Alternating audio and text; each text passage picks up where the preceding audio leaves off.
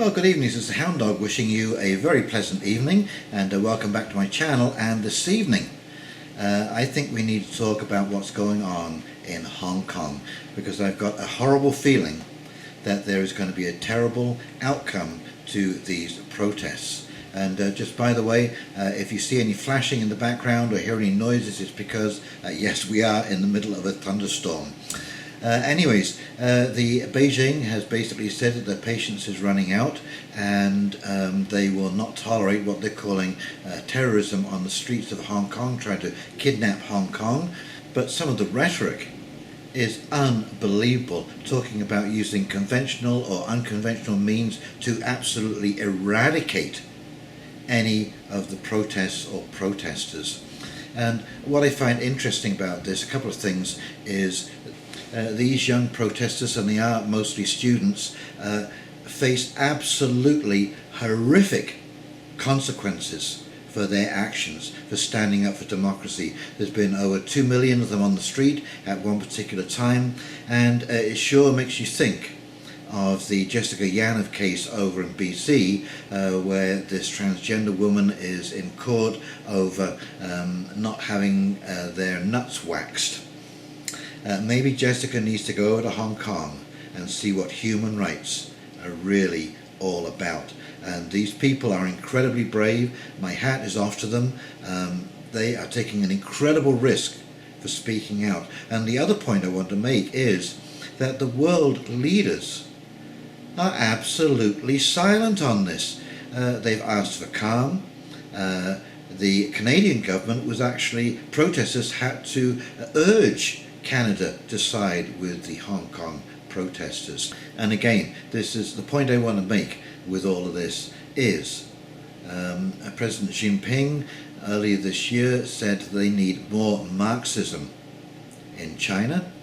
They've recently had elections to end elections, so Xi Jinping is basically permanent president, and this is why they actually had elections, was to prevent another Mao Zedong taking place. But there you go. This is the situation we're in now, and they're calling this a moral outrage. This is a country that is running retraining camps for anyone who doesn't fit the mold, whether it is by religion or by any other ideology, or just crossing the government on the social credit platform. You're all of a sudden finding yourself in a retraining camp. So to talk about human rights and moral outrage is in fact a bit of an outrage. And but the fact that the rest of the world is absolutely silent on this is incredible.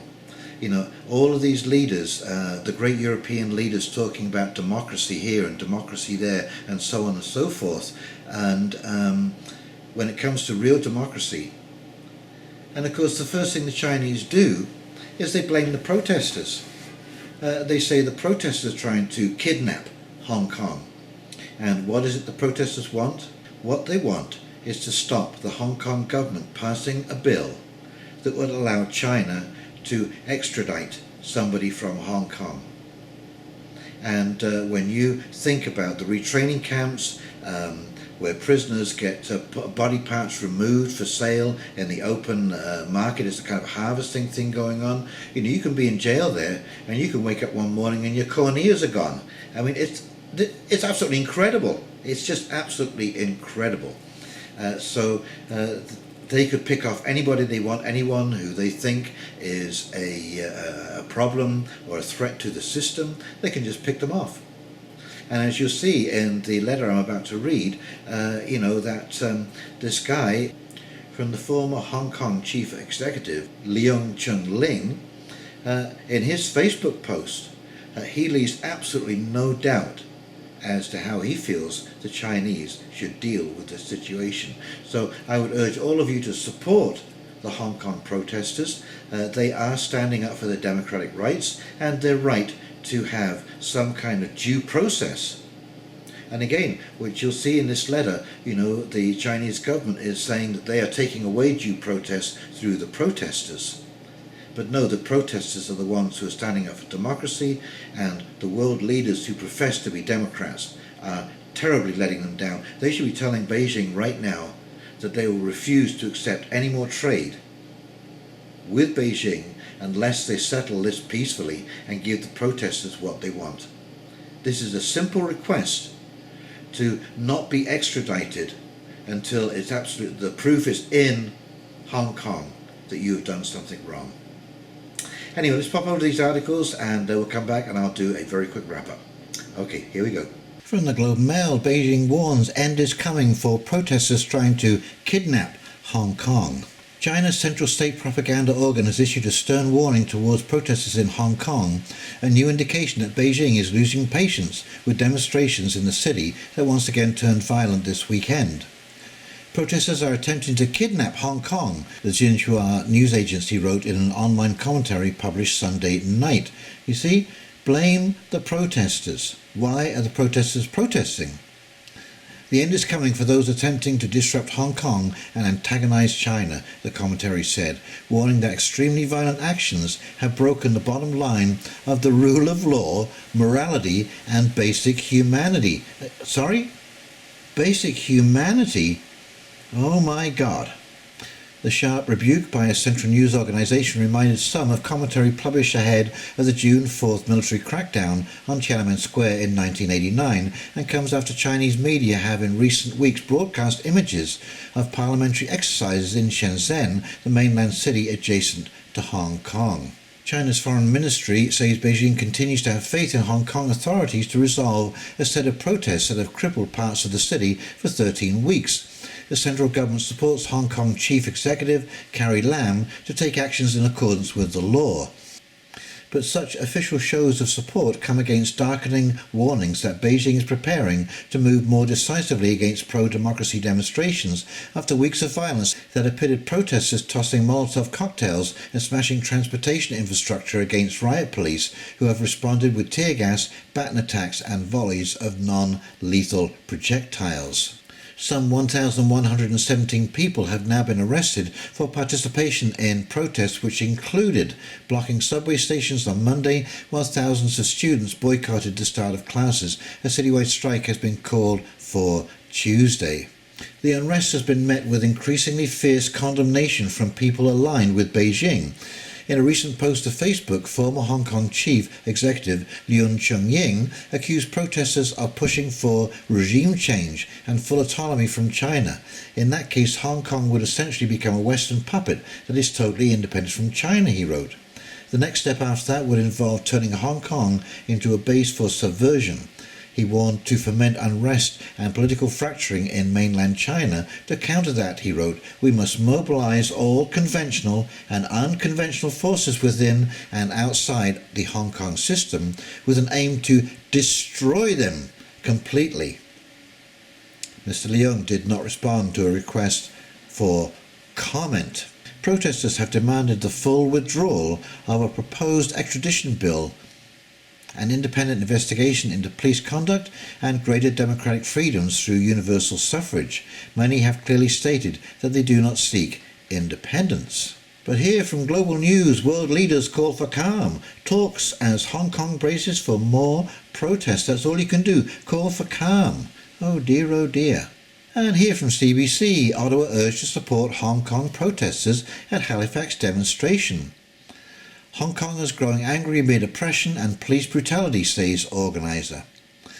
You shouldn't have to urge the government to support democracy, not a democratic government who purports to support democracy. What's going on here is absolutely atrocious, and these demands are not out of reach for any democratic state. And here we are from Zero Hedge. China defends mass re-education camps as Uyghur Muslims transformed for the better. 2 months after a United Nations Human Rights panel first accused China of holding up to 1 million ethnic Uyghurs, it was described as a massive internment camp that is shrouded in secrecy. Chinese officials have now admitted to the existence of the re-education camps focused on preventing religious extremism and have mounted a fierce defence, going so far as to say former detainees have been transformed for the better and live happier lives as citizens of the nation. Though reports of the Orwellian mass internment camps, where brainwashing techniques are said to be routine, have shocked Western audiences as details and testimony have emerged over the past weeks, China has now not only unashamedly admitted to the centres, but is positively boastful about the whole enterprise. And here they are, of Chinese re-education camp in Beijing town in Jiangxi province. All happy little campers. Yep, lots of humanity and morality going on there. So I do find it very interesting the way this word democracy is flipped around, and yet when we actually look at what we think of democracy, the public, it is never upheld by the governments who are continually sending our children, our boys and girls, over to fight for democracy in foreign countries. Why is it important to go over to Iraq, for example, and fight for democracy, and it is impossible to support these Hong Kong students who are asking for real democracy on the ground that will affect real people, real lives, and real futures? So ask yourself that question, is Marxism the way to go? Is that what we want to see with our future? Is this the way we want to be governed? And again, as I said many times, how quickly this system will turn predatory if you don't agree with the narrative. And that's not freedom of choice, that is not independence, that is not sovereignty, and that is not freedom of speech. And we see examples of this echoing now around the world. I mean, it's absolutely staggering. I'm just hoping that everyone is seeing the same things that I am seeing, and the way these people are behaving towards you and I, because at some point that's how they're going to deal with us. At some point they will deem this video is somehow influencing people because they have a different opinion, a different take on things, really based on common sense, down to earth, what I'm hearing in the store, in my barbershop. These are the conversations we're having. This is what real people are thinking about on the ground. And I hear it so often and so far afield that I have to believe that it is pretty common amongst all of us, the public, that we just want common sense rules and regulations that work, not some kind of authoritarian, totalitarian dictatorship. Okay, well, please, if you've enjoyed this video, like, comment and subscribe below. And in the meantime, this is Houndog Steve signing off, and we will talk to you very shortly. You take care now. See ya. Bye.